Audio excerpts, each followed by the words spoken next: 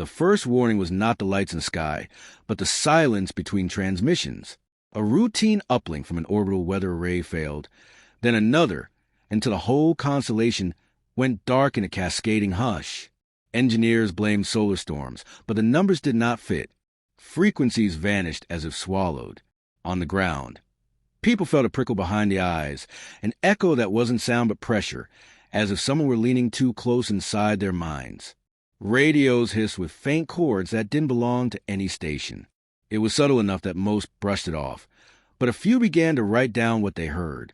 The fragments formed motifs, sketches of melodies, ideas whispered in a language not quite alien and not quite human. By the second week, security agencies were issuing bland notices about unusual atmospheric interference. Independent astronomers saw something different. Pinpricks of light hovering beyond the lunar terminator, stationary against the stars. They were dim, deliberate, arranged like sentinels. A teacher in Nairobi compared notes with a coder in Krakow after noticing the same irregular pulse in their data feeds. Messages began to flow through hidden forums, low-key and cautious. The pattern of outages and flickers suggested intent. Then objects began to descend. They were small, matte, almost shy of attention, drifting through cloud cover with no heat signature. One paused over a library in Buenos Aires. Another hovered near an art school in Kyoto. Where they lingered, shells and hard drives turned up empty. Manuscripts gone, sketches stripped from pads, blueprints deleted. People described a feeling like losing a word on the tip of the tongue, only multiplied by thousands. Museums tightened security, but cameras recorded only faint distortions, as if air itself were folding. A scientist at a deep space network station started compiling reports, refusing to let the sense of theft become fog. She tracked where disappearances spiked. Places where thought became tangible, archives, studios, labs, garages where prototypes took shape. She reached out to an old friend, a firefighter known for calm under pressure, and to a musician who once built instruments from scrap metal. They did not meet in person. Encrypted calls and voice memos carried their resolve. If something was harvesting human creativity, it would not stop at sketches and songs. Meanwhile, the public conversation turned absurd. Commentators joked about cosmic copyright trolls. Officials dismissed the idea of an external actor, citing misfiled inventories and data corruption. But teachers noticed pupils forgetting poems they had just written. Designers stared at blank screens where drafts had been a moment before. Panic flickered under the surface, quickly smothered by routine. Humanity has always been good at pretending storms are far away. The coder in Krakow cracked part of the interference signal. It wasn't static. It was a carrier for impressions, microbursts of encoded shapes. When slowed down, they resembled schematics, but not a machinery of thought itself, rendered as topography. Someone or something was mapping how ideas were born. He sent his findings across their quiet network. The group felt the first sting of fear sharpen into focus. The visitors were not after gold or water. They wanted the source code of imagination. The teacher suggested naming their circle so they could speak with less dread. They called it Mind Guard, half in jest. They recruited carefully. A marine biologist who kept notes on dolphin communication, a sculptor who coded simulations for balance, a linguist cataloging vanishing dialects. Each understood that what was disappearing was more than data. It was a spark behind the work, erased so cleanly that many victims doubted they had ever conceived it. As winter settled in the north and summer burned in the south, the raids grew bolder. Invisible beams skimmed across research campuses, leaving labs hollow. Street performers forgot routines mid-gesture. Farmers reported gaps in seed archives, yet locks remained intact. The group pieced together trajectories from witness accounts and sensor glitches, triangulating to a single origin point somewhere behind the moon. They imagined a depot where stolen culture was stacked like contraband. They debated whether to warn governments. But bureaucracy was already tangled in denials and turf wars, and they risked losing time to paperwork. Instead, they decided to work quietly, to learn how the raiders moved and to protect what they could. The coder built a crawler to duplicate public repositories faster than they could be drained. The scientists devised idea caches analog vaults resistant to remote tampering. The firefighter coordinated volunteers to guard community workshops, framing it as neighborhood solidarity. Hope flickered when a musician intercepted a low-band pulse aimed at one of the drones. It carried timing data and something stranger, harmonic markers tuned to human brain rhythms.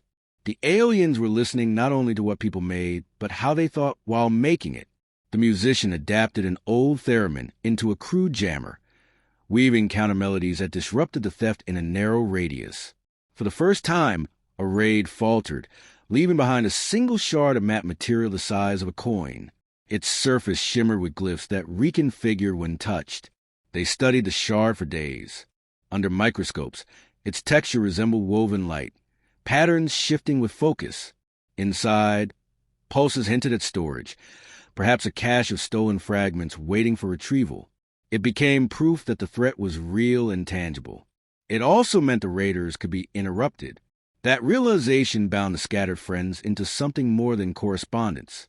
They were guardians of a frontier no one else admitted existed. Mind Guard began to grow, quietly, through whispered referrals and encoded invites. A graffiti artist in Sao Paulo joined after her walls were wiped blank overnight. A retired pilot offered observation from high-altitude flights. Small victories accumulated. A stolen song recovered from a memory chip, a blueprint preserved through deliberate mislabeling, an experiment hidden inside an old folktale. They learned to leave decoys, flooding likely targets with useless sketches. So the thieves wasted effort while real treasures slipped into safekeeping. The group's determination hardened as they pieced together a larger picture.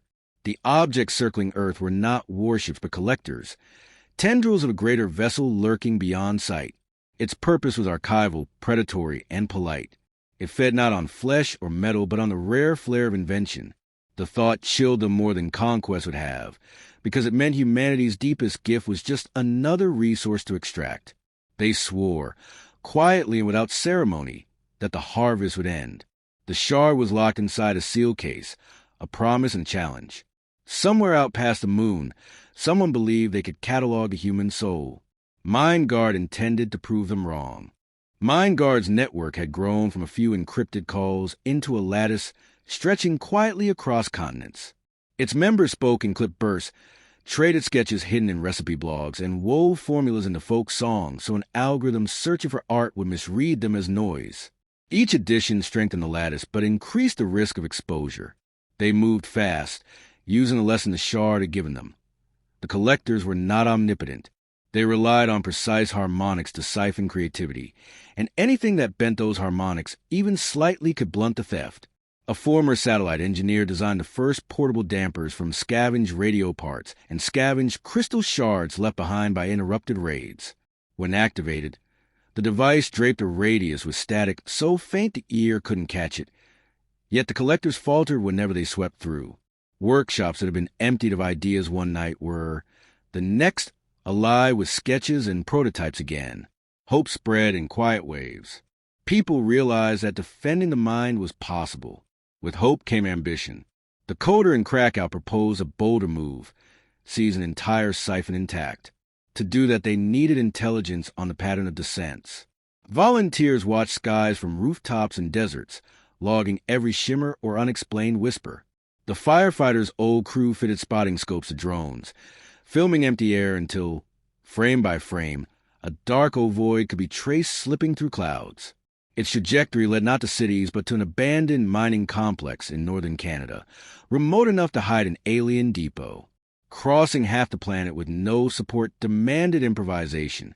A pilot sympathetic to their cause flew a battered survey plane as far as fuel allowed, dropping them with gear into frozen wilderness. They advanced the rest of the way on snowshoes and silent sleds, using jammers tuned by the musician to mask the sparks of their thoughts. Close to midnight, they glimpsed the siphon. A monolithic pod sunk partly in ice, thin filaments spreading like roots into the permafrost. No lights, no guards, only a constant low pulse that trembled through bones. They worked quickly. The scientists mapped the mission nodes while others attached clamps to sever the pod's anchoring lines. The pod fought back, amplifying its signal, trying to blur memories. They answered with overlapping melodies, Layers of countersignal pushed through crude speakers. The pulse broke. They hauled the pod free and dragged it behind a snow sled until dawn, when a freighter on a frozen river spirited it away to a hidden lab. Inside the siphon lay chambers of translucent lattice. Symbols flickered and dissolved, representing fragments mid-harvest, a mathematical proof, a rough tune, a half-written story. None were complete, as though the collectors sampled but never savored. Mind Guard debated whether destroying the pod would release its cargo or erase it forever. The scientists argued for patience. Knowledge of its workings might allow a defense broader than local dampers. They began cataloging its inner logic, building a lexicon of pulses and glyphs. Their lexicon yielded a discovery. The siphon carried a beacon, an uplink to something far larger stationed beyond lunar orbit. Intercepting the beacon meant glimpsing the architecture of the Raiders' whole network. But transmitting back risked revealing that humans had breached the shell. The debate was brief. Mind Guard had never been content with survival alone. They wanted stolen ideas returned. They tuned a probe to mimic background chatter, slipping a tracer into the stream. It rode the signal outward and began mapping return paths. During those tense hours, members across the globe stood watch. A librarian in Accra kept a manual press running, reproducing banned pamphlets as decoys. A carpenter in Manila carved nested boxes to hide memory drives. An astronomer in Patagonia trained an antique telescope at a patch of darkness, where telemetry suggested something vast lurked. She reported faint glints, metal-catching sun, just beyond naked sight. The raiders were real enough to cast shadows. When the probe came back, it brought a chart, threads converging on a silent platform parked in Mars' shadow. The collectors were servants, feeding a vault that archived not just works but the neural patterns that produced them. Humanity's imagination was being turned into an energy source, fueling alien longevity. The revelation hardened every quiet resolve. They had proof that the theft was existential. Left unchecked, it would bleed invention until Earth became a husk of rote behavior. Preparation for resistance deepened. Jammers were miniaturized into rings, pendants, scraps that artists could wear unnoticed. Engineers developed idea beacons, small devices tuned to emit chaotic signatures, overwhelming siphon sensors with an avalanche of pseudo-creativity. The aim was not merely to defend, but to force the enemy to waste capacity. Wherever collectors descended, they found tangled streams of false insights, forcing them to sift debris while true work slipped into guarded caches. The movement's character shifted as well.